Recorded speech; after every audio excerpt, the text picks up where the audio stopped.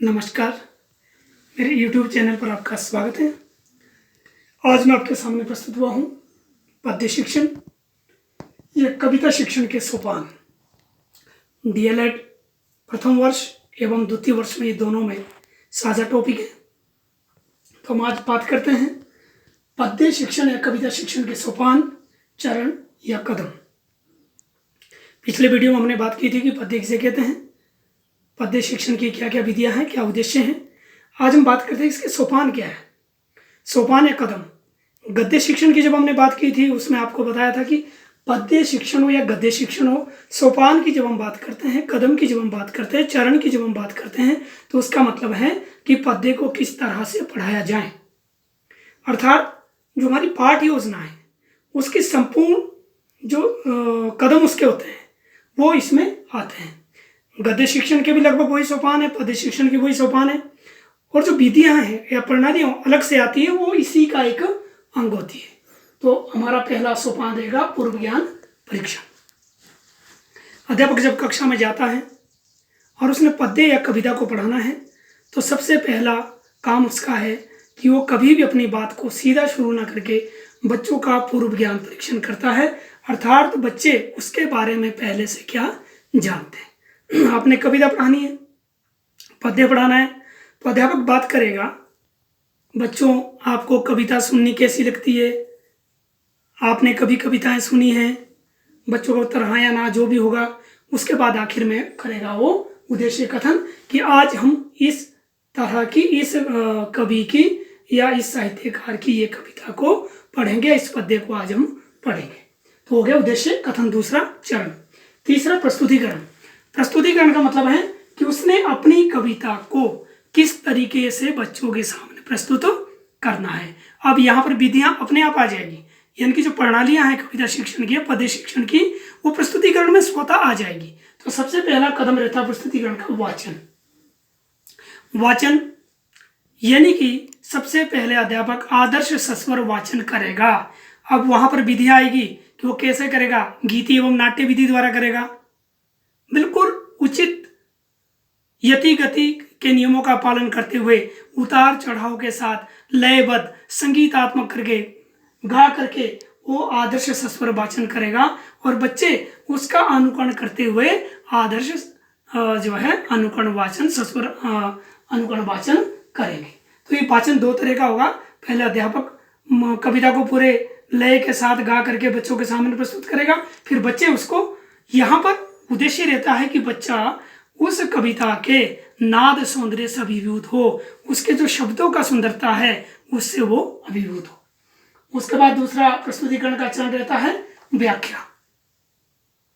अब उसको कविता की व्याख्या करनी है, यानी कि उस पद्य की व्याख्या करनी है।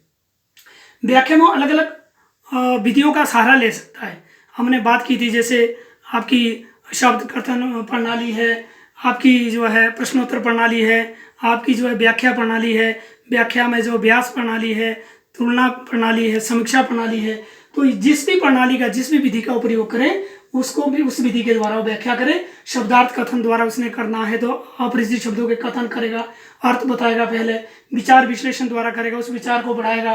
भाव सौंदर्य, कविता के अंदर जो भाव छुपा हुआ है उसके भावार्थ को समझाएगा उनको, और भाषा सौंदर्य को व्याख्या में बताएगा कि कौन सी भाषा है, अवधि है, खड़ी बोली है, आपकी ब्रज है, मैथिली है, कौन से उसमें जो है शब्द भंडार उसमें है, उसमें अंग्रेजी के शब्द है, तत्सम है, तद्भव है, देशज है, विदेशी है, कौन सा रस वहाँ पर है, कौन सा छंद वहाँ पर है, कौन सा अलंकार वहाँ पर है। ये कला पक्ष यानी कि भाषा सौंदर्य। व्याख्या में वो भाव सौंदर्य कि क्या भावार्थ इस कविता का निकल रहा है, और उसका भाषा सौंदर्य कला पक्ष उसका कौन सी भाषा है, रस छंद अलंकार सब शब्द शक्ति हर चीज की व्याख्या वो करेगा। तो ये दूसरा चरण रहेगा व्याख्या। तीसरा चरण द्वितीय आदर्श वाचन। जब उसने व्याख्या कर दी तो एक बार पुनः वो कविता का आदर्श वाचन, सस्वर आदर्श वाचन करेगा और बच्चे अनुकरण सस्वर वाचन करेंगे, जिससे वो अब ध्यान पूर्वक से उस पूरी कविता का रसास्वादन कर पाएंगे। जो उसके अंदर सौंदर्य छिपा है उस सौंदर्य को वो पहचान पाएंगे, उसका रसास्वादन कर पाएंगे। तो इसके पश्चात अगला स्टेप है, अगला जो चरण होगा, कदम होगा पुनरावृत्ति। पुनरावृत्ति, अब पुनरावृत्ति में अध्यापक ये जानने की कोशिश करेगा कि इस कविता का अर्थबोध कितना हुआ है, सौंदर्य बोध कितना हुआ है, इससे संबंधित वो प्रश्न बच्चों से पूछ सकता है। हाँ बच्चों, कविता कैसी लगी, कौन सा भाव आपको इसमें अच्छा लगा, कौन सी भाषा का पक्ष आपको इसमें अच्छा लगा, कौन सा कमजोर लगा। तो पुनरावृत्ति में अध्यापक कोशिश करेगा कि बच्चों ने कितना समझा है। आखिर चरण होगा गृह कार्य। गृह कार्य के तौर पर अध्यापक जो है उस कविता के पीछे प्रश्नों के उत्तर या उस कविता को कंठस्थ करने के लिए जिस तरह की आपकी कक्षा है उस तरह के बच्चों के स्तर के अनुसार उनको गृह कार्य दिया जाएगा। तो ये रहेंगे कविता शिक्षण या पद्य शिक्षण के सोपान, चरण या कदम। ये आपके डीएलएड प्रथम वर्ष में भी है और डीएलएड द्वितीय वर्ष में भी है। अब आगे हम बात करेंगे कविता या पद्य में रुचि बढ़ाने के उपाय। बच्चों की कविता के प्रति रुचि कैसे बढ़ाई जाए या पद्य के प्रति रुचि कैसे बढ़ाई जाए, कौन कौन से ऐसे साधन है। तो सबसे पहले है प्रभावशाली वाचन। कविता की सुंदरता उसके नाद सौंदर्य में पहली सुंदरता है। बच्चा उसके अर्थ को, भाव को समझे या ना समझे, जब वो शब्दों को सुनता है तो उसको आनंद आता है। तो ये नाद सौंदर्य जो उसके प्रभावशाली वाचन से सामने आता है। जब अध्यापक कविता को पढ़ाता है तो कविता और गद्य में फर्क होता है, पद्य और गद्य में अंतर होता है, उसको उसके हाव भाव के साथ पढ़ाना पड़ता है। तो वही एक नाद सौंदर्य होता है। अगर आप प्रभावशाली वाचन कर रहे हैं कविता को कविता के तौर पे अगर आप उसका आदर्श वाचन कर रहे हैं तो बच्चे स्वतः ही कविता की ओर खींचे चले आते हैं। मान लीजिए मैं एक पंक्ति उदाहरण के तौर पे यहाँ कह रहा हूँ, दिवसा वसान का समय मेघ में आसमान से उतर रही संध्या सुंदरी परी सी धीरे धीरे धीरे। तो इसमें एक नाद सौंदर्य रहता है। आप प्रभावशाली तरीके से वाचन करेंगे तो बच्चों की रुचि पैदा होगी, उनको कविता सुनना अच्छा लगेगा। तो ये एक साधन है हमारा प्रभावशाली वाचन। दूसरा, कविता कंठस्थ करवाना, छोटे बच्चों को कविता याद करवाना। अब कल को कविता याद करके लाएंगे, फिर उनके द्वारा कविता का वाचन करवाना, कविता कंठस्थ करवाना, कविता का वाचन करवाना और बच्चों के बीच में प्रतियोगिता करवाना, काव्य प्रतियोगिता करवाना। हाँ भाई कविता सुनाओ, आप भी सुनाओ, कौन ज़्यादा कविता जानता है। तो ये सारे साधन हैं।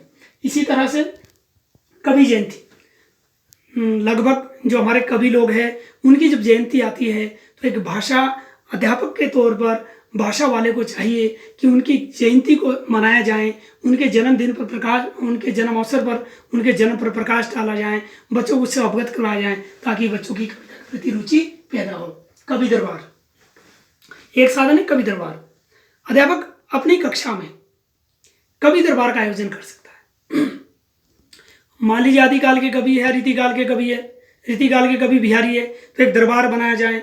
बिहारी राजा जयचंद के दरबारी कवि है तो बच्चों के बीच में नाट्य विधि द्वारा राजा जयचंद किसी को बना दिया बिहारी, और उस काल की जो वेशभूषा थी उसमें एक बिहारी बना दिए, कवि बना दिए, बाकी सभासद बैठे हैं और बिहारी की कविताएं वो पढ़ेगा।